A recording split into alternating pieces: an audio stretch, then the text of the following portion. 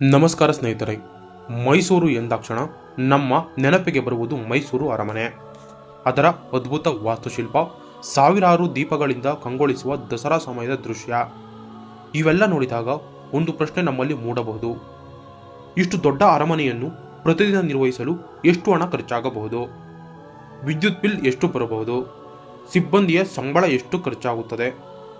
ಸ್ವಚ್ಛತೆ, ಭದ್ರತೆ, ತೋಟದ ನಿರ್ವಹಣೆ ಇವೆಲ್ಲ ಸೇರಿದರೆ ಒಂದು ದಿನದ ಖರ್ಚು ಎಷ್ಟಿರಬಹುದು? ಇವತ್ತು ಇದೇ ವಿಷಯವನ್ನು ಸರಳವಾಗಿ ನಾವು ಈ ವಿಡಿಯೋದಲ್ಲಿ ತಿಳಿದುಕೊಳ್ಳೋಣ. ಮೊದಲನೇದಾಗಿ, ಮೈಸೂರು ಅರಮನೆ ಅಥವಾ ಅಂಬಾವಿಲಾಸ ಅರಮನೆ ಕರ್ನಾಟಕದ ಅತ್ಯಂತ ಪ್ರಸಿದ್ಧ ಪ್ರವಾಸಿ ತಾಣಗಳಲ್ಲಿ ಒಂದಾಗಿದೆ. ಪ್ರತಿ ವರ್ಷ ಲಕ್ಷಾಂತರ ಪ್ರವಾಸಿಗರು ಅರಮನೆಯನ್ನು ನೋಡಲು ಮೈಸೂರಿಗೆ ಬರುತ್ತಾರೆ. ಅರಮನೆಯ ನಿರ್ವಹಣೆ ಎಂದರೆ ಕೇವಲ ಕಟ್ಟಡವನ್ನು ಸ್ವಚ್ಛವಾಗಿಟ್ಟುಕೊಳ್ಳುವುದಲ್ಲ.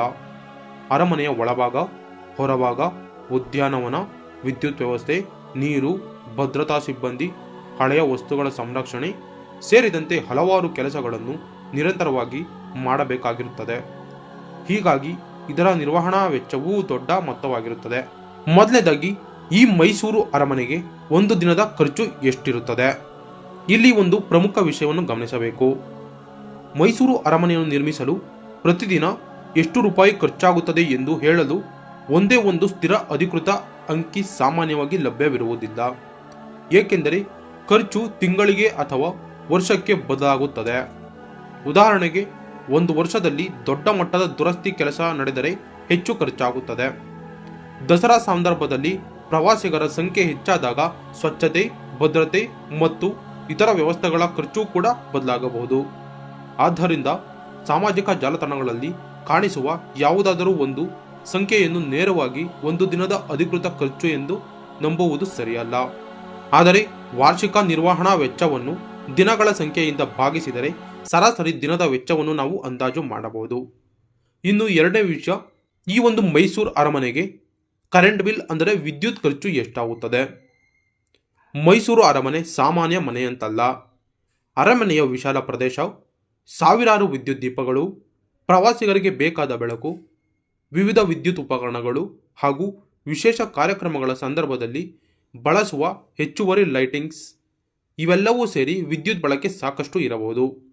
ವಿಶೇಷವಾಗಿ ದಸರಾ ಸಮಯದಲ್ಲಿ ಅರಮನೆಗೆ ಸುಮಾರು 1,00,000ಕ್ಕೂ ಹೆಚ್ಚು ದೀಪಗಳಿಂದ ಅಲಂಕರಿಸಲ್ಪಡುವ ಪ್ರಸಿದ್ಧ ದೃಶ್ಯ ನೋಡಲು ಸಾವಿರಾರು ಜನ ಬರುತ್ತಾರೆ.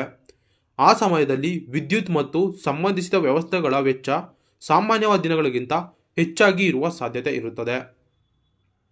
ಇನ್ನು ಸಿಬ್ಬಂದಿ ಮತ್ತು ಭದ್ರತೆಗೆ ಎಷ್ಟು ಖರ್ಚಾಗುತ್ತದೆ? ಇಂತಹ ಐತಿಹಾಸಿಕ ಕಟ್ಟಡವನ್ನು ನಿರ್ಮಿಸಲು ಹಲವು ರೀತಿಯ ಸಿಬ್ಬಂದಿಗಳ ಅವಶ್ಯಕತೆ ಇರುತ್ತದೆ. ಸ್ವಚ್ಛತಾ ಸಿಬ್ಬಂದಿ, ತಾಂತ್ರಿಕ ಸಿಬ್ಬಂದಿ, ಭದ್ರತಾ ಸಿಬ್ಬಂದಿ, ತೋಟಗಾರರು, ಆಡಳಿತ ಸಿಬ್ಬಂದಿ ಮತ್ತು ಇತರ ಕೆಲಸಗಾರರು ತಮ್ಮ ತಮ್ಮ ಜವಾಬ್ದಾರಿಗಳನ್ನು ನಿರ್ವಹಿಸುತ್ತಾರೆ. ಅದರ ಜೊತೆಗೆ ಇಷ್ಟು ದೊಡ್ಡ ಪ್ರವಾಸಿ ತಾಣದಲ್ಲಿ ಭದ್ರತೆಯೂ ಬಹಳ ಮುಖ್ಯ. ಪ್ರವಾಸಿಗರ ಸಂಖ್ಯೆ ಹೆಚ್ಚಿರುವ ದಿನಗಳಲ್ಲಿ ವ್ಯವಸ್ಥೆ ಇನ್ನಷ್ಟು ದೊಡ್ಡದಾಗಿರುತ್ತದೆ. ಹೀಗಾಗಿ ಸಿಬ್ಬಂದಿಯ ವೇತನ ಮತ್ತು ಇತರ ನಿರ್ವಹಣಾ ವೆಚ್ಚಗಳು ದಿನನಿತ್ಯದ ಒಟ್ಟು ಖರ್ಚಿನಲ್ಲಿ ಪ್ರಮುಖ ಭಾಗವಾಗಿರಬಹುದು.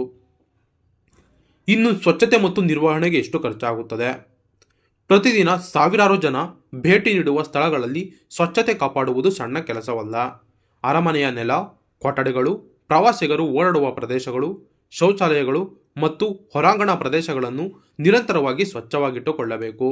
ಇದರ ಜೊತೆಗೆ ಉದ್ಯಾನವನಗಳ ನಿರ್ವಹಣೆ ಮತ್ತು ನೀರಿನ ವ್ಯವಸ್ಥೆ ಕಾಪಾಡುವುದು, ಸಣ್ಣ ಪುಟ್ಟ ದುರಸ್ತಿ ಕೆಲಸಗಳು ಹಾಗೂ ಹಳೆಯ ಕಟ್ಟಡಗಳ ಸಂರಕ್ಷಣೆಯೂ ಕೂಡ ನಡೆಯುತ್ತಿರುತ್ತದೆ.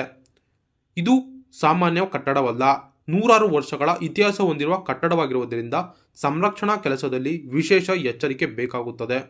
ಇನ್ನು ಮೈಸೂರು ಅರಮನೆಯಲ್ಲಿ ಇರುವ ವಸ್ತುಗಳು ಮತ್ತು ಕಲಾಕೃತಿಗಳ ಸಂರಕ್ಷಣೆಯೂ ಕೂಡ ಇದರಲ್ಲಿ ಬಹಳ ಮುಖ್ಯವಾಗಿದೆ. ಅರಮನೆಯ ಒಳಭಾಗದಲ್ಲಿರುವಂತಹ ಅಲಂಕಾರಿಕ ವಸ್ತುಗಳು, ಪೀಠೋಪಕರಣಗಳು, ಕಲಾಕೃತಿಗಳು ಮತ್ತು ಐತಿಹಾಸಿಕ ವಸ್ತುಗಳನ್ನು ಸುರಕ್ಷಿತವಾಗಿ ಕಾಪಾಡಬೇಕು. ಇವುಗಳಿಗೆ ಹಾನಿಯಾದರೆ ಸಾಮಾನ್ಯ ವಸ್ತುವಿನಂತೆ ಬದಲಾಯಿಸಲು ಸಾಧ್ಯವಿಲ್ಲ. ಅವುಗಳ ಐತಿಹಾಸಿಕ ಮೌಲ್ಯವೇ ಬಹಳ ದೊಡ್ಡದು. ಆದ್ದರಿಂದ ಅರಮನೆಯ ನಿರ್ವಹಣಾ ವೆಚ್ಚದಲ್ಲಿ ಸಂರಕ್ಷಣೆ ಮತ್ತು ದುರಸ್ತಿ ಕೂಡ ಪ್ರಮುಖ ಪಾತ್ರ ವಹಿಸುತ್ತದೆ. ಇನ್ನು ನಮಗೆಲ್ಲರಿಗೂ ಕೂಡ ಕಾಡುವ ಪ್ರಶ್ನೆ ಏನು ಅಂತಂದರೆ, ಮೈಸೂರು ಅರಮನೆಯನ್ನು ನಡೆಸಲು ಒಂದು ದಿನಕ್ಕೆ ಎಷ್ಟು ಖರ್ಚಾಗುತ್ತದೆ? ಇದನ್ನು ನಾವು ನಿಖರವಾಗಿ ಹೇಳಬೇಕೆಂದರೆ ವಿದ್ಯುತ್, ಸಿಬ್ಬಂದಿ, ಸ್ವಚ್ಛತೆ, ಭದ್ರತೆ, ತೋಟಗಾರಿಕೆ, ನೀರು, ದುರಸ್ತಿ ಮತ್ತು ಸಂರಕ್ಷಣೆ ಸೇರಿದಂತೆ ಎಲ್ಲ ವೆಚ್ಚಗಳನ್ನು ಸೇರಿಸಿ ಒಂದು ದಿನಕ್ಕೆ ನಿಖರವಾಗಿ ಇಷ್ಟು ರೂಪಾಯಿ ಎಂದು ಹೇಳಲು ಈ ಮೈಸೂರು ಒಡೆಯರು ಆ ಮೈಸೂರಿನ ಅರಮನೆಯ ಖರ್ಚನ್ನು ಎಲ್ಲಿಯೂ ಕೂಡ ನಿಕಟವಾಗಿ ಮೈಸೂರಿನ ಒಡೆಯರು ಹೇಳಿರುವುದಿಲ್ಲ. ಆದ್ದರಿಂದ ನಾವು ತಪ್ಪು ಸಂಖ್ಯೆಗಳನ್ನು ಹೇಳುವುದು ಸರಿಯಾಗಿ ಕಾಣುವುದಿಲ್ಲ. ಆದರೆ ವಾರ್ಷಿಕ ನಿರ್ವಹಣಾ ವೆಚ್ಚದ ಅಧಿಕೃತ ದಾಖಲೆ ಸಿಕ್ಕರೆ ಅದನ್ನು 365ರಿಂದ ಭಾಗಿಸಿ ಸರಾಸರಿ ದಿನದ ಲೆಕ್ಕವನ್ನು ಹಾಕಬಹುದು. ಉದಾಹರಣೆಗೆ ಒಂದು ವರ್ಷಕ್ಕೆ 10 ಕೋಟಿ ಖರ್ಚಾಗುತ್ತದೆ ಎಂದು ಭಾವಿಸಿಕೊಳ್ಳಿ. ಈ 10 ಕೋಟಿಯನ್ನು 365 ದಿನಗಳಿಂದ ಭಾಗಿಸಿದರೆ ಸುಮಾರು ದಿನಕ್ಕೆ 2.74 ಲಕ್ಷ ಪ್ರತಿದಿನ ಖರ್ಚಾಗುತ್ತದೆ. ಇದು ಕೇವಲ ಲೆಕ್ಕಾಚಾರದ ಉದಾಹರಣೆ. ಮೈಸೂರು ಅರಮನೆಯ ನಿಜವಾದ ದಿನದ ಖರ್ಚು ಎಂದೂ ಕೂಡ ಯಾರೂ ಹೇಳಿಲ್ಲ.